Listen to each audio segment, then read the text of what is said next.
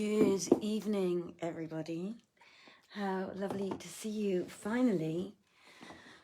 I just get myself sorted out. Finally, we're back.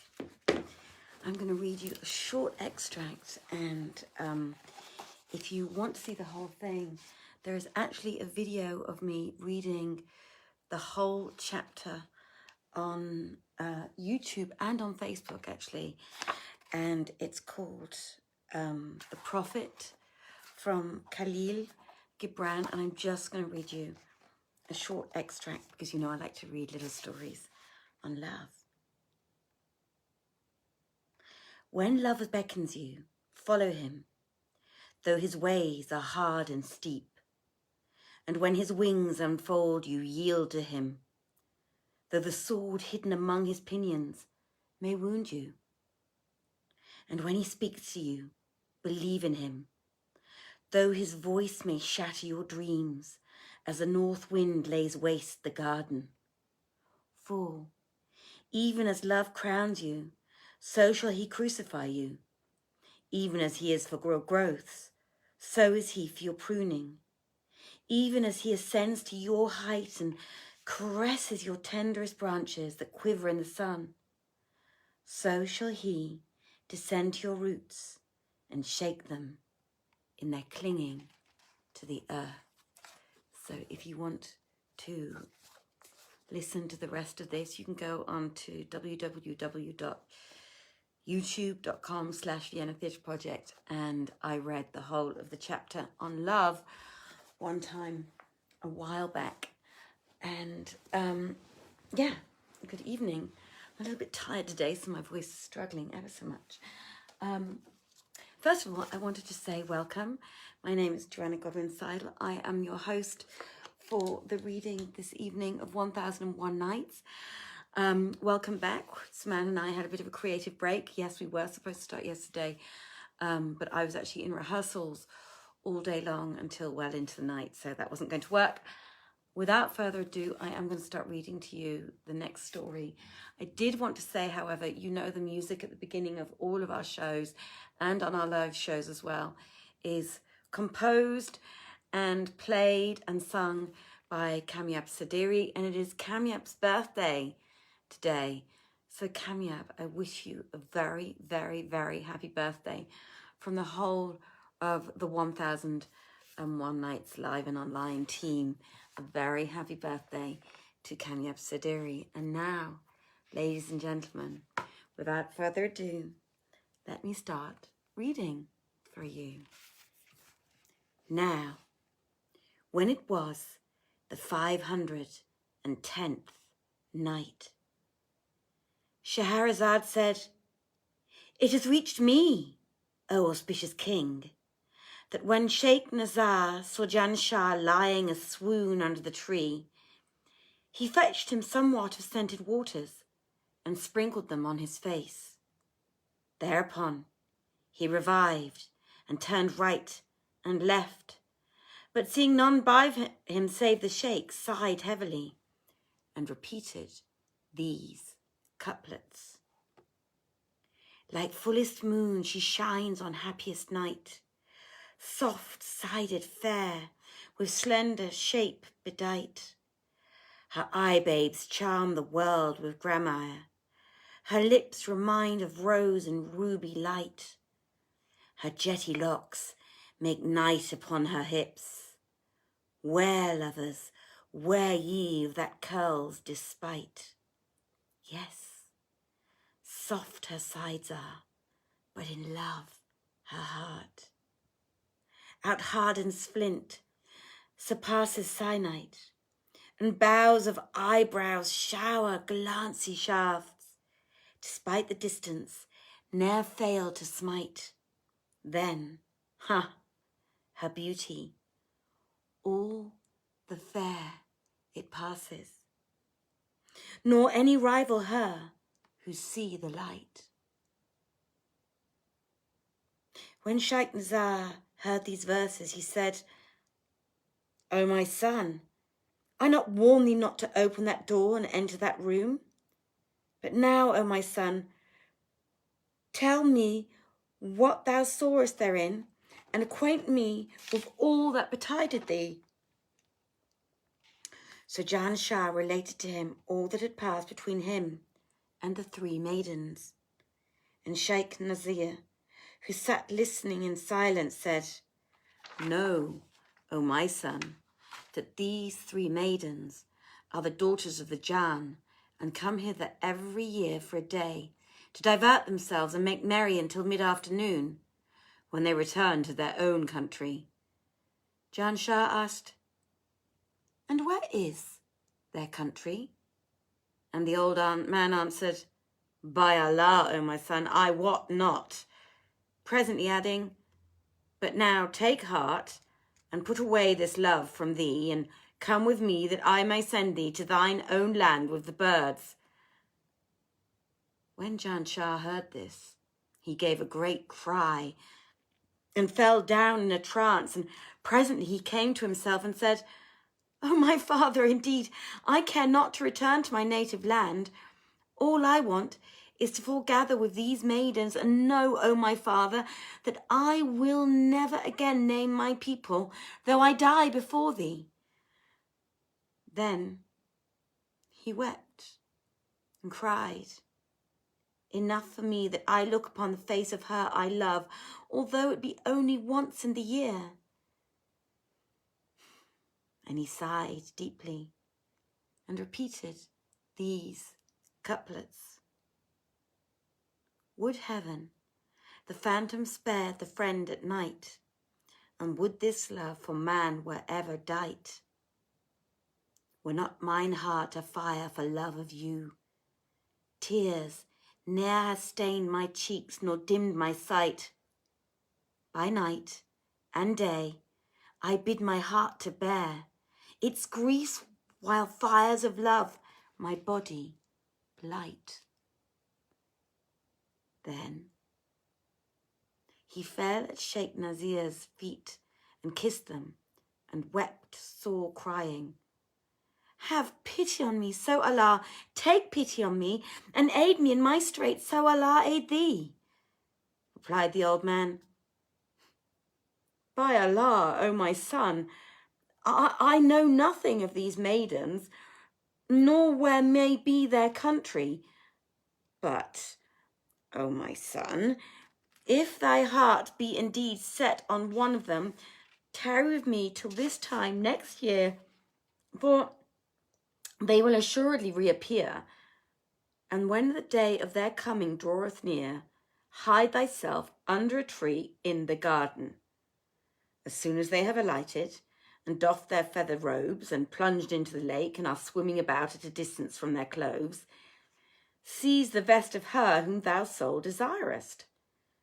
When they see thee, they will come a bank, and she, whose coat thou hast taken, will accost thee, and say to thee, with the sweetest of speech, and the most witching of smiles, Give me my dress, O brother, that I may don it, and veil my nakedness withal.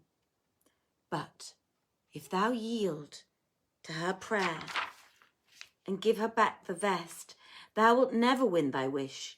Nay, she will don it and fly away to her folk, and thou wilt never more see her again. Now, when thou hast gained the vest, clap it under thine armpit, and hold it fast, till I return from the parliament of the fowls, when I will make record between thee and her, and send thee back to thy native land, and the maiden with thee. And this, O my son, I can do for thee, nothing more. And Scheherazade perceived the dawn of day, and ceased saying her permitted say. Now, when it was the 511th night,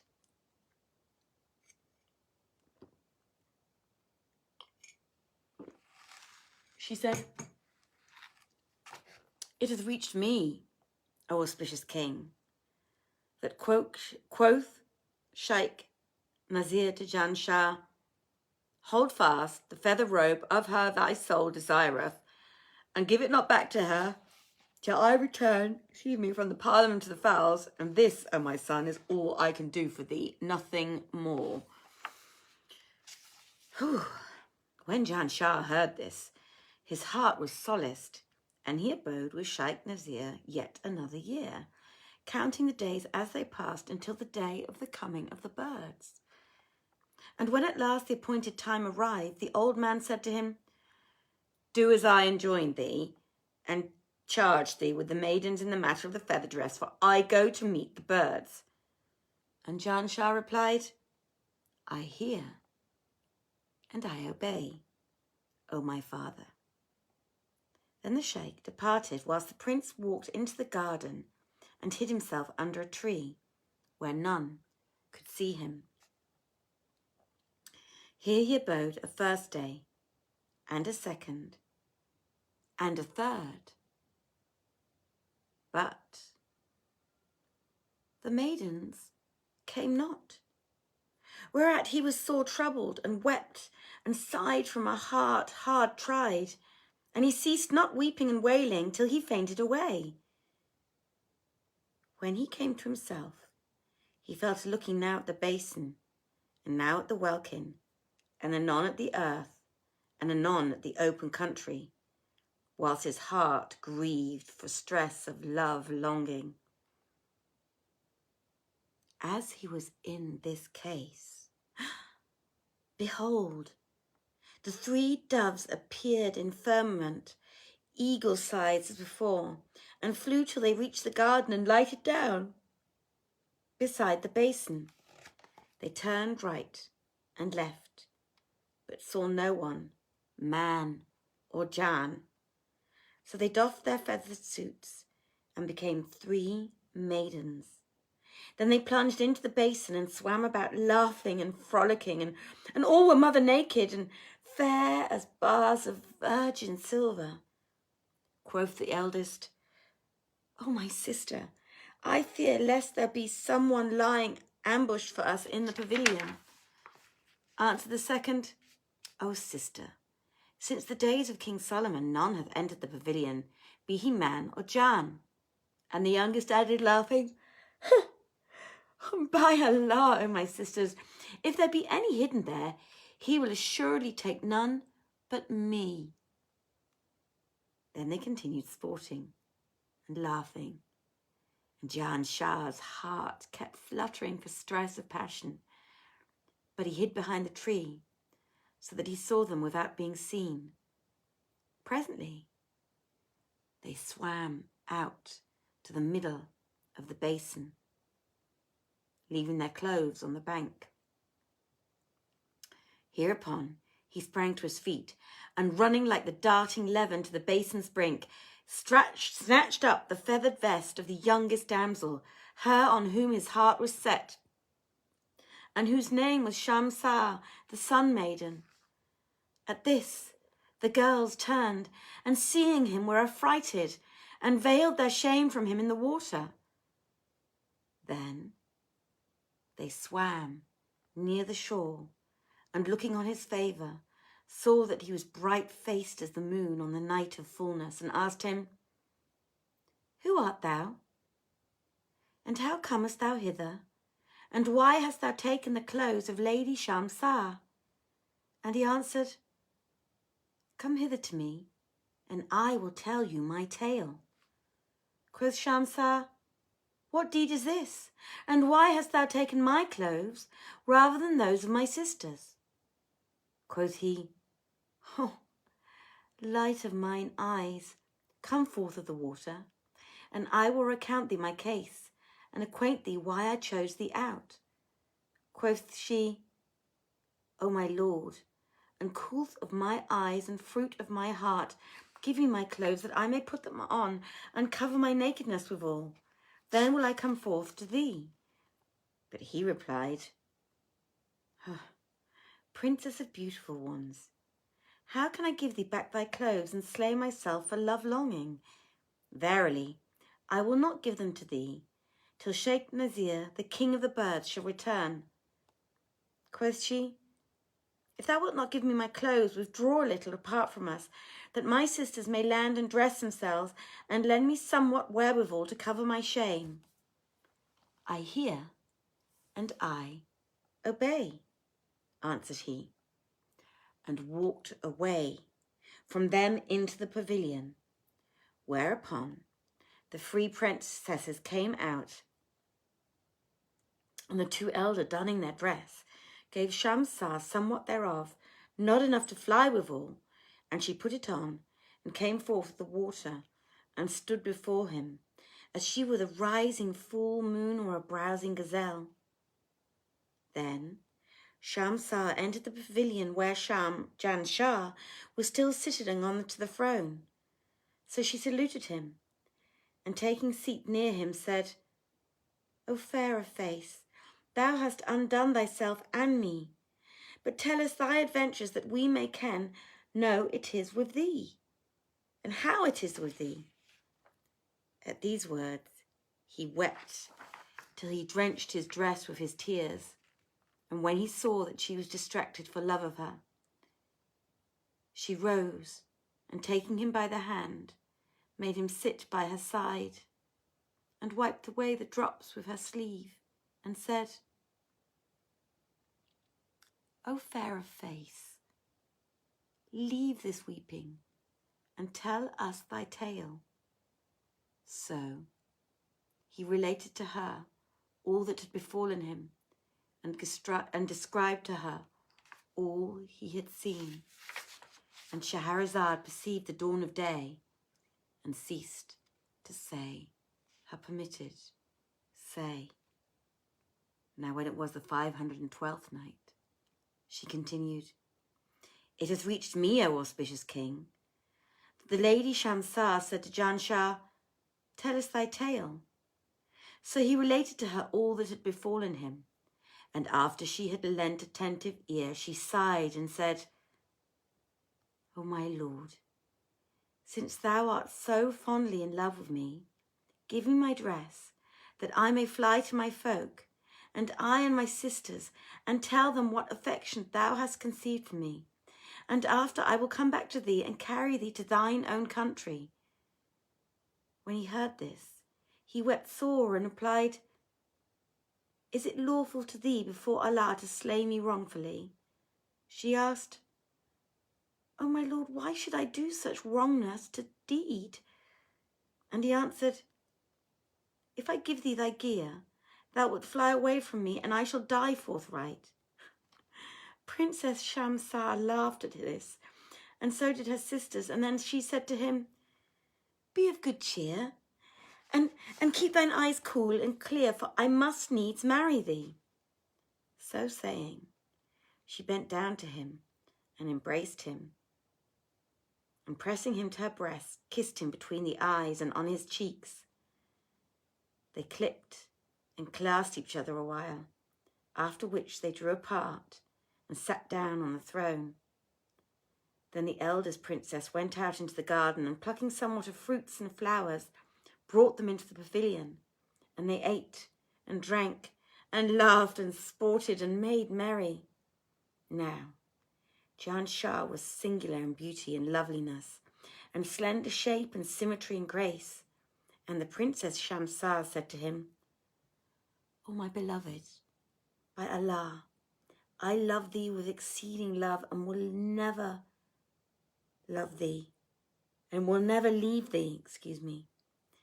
When he heard her words, his breast broadened, and he laughed for joy till he showed his teeth. And they abode thus a while in mirth and gladness and frolic. And when they were at the height of their pleasure and joyance, behold, Shaykh Nazir returned from the parliament of the fowls and came into them. Whereupon they all rose to him and saluted him and kissed his hands. He gave them welcome and bade them be seated.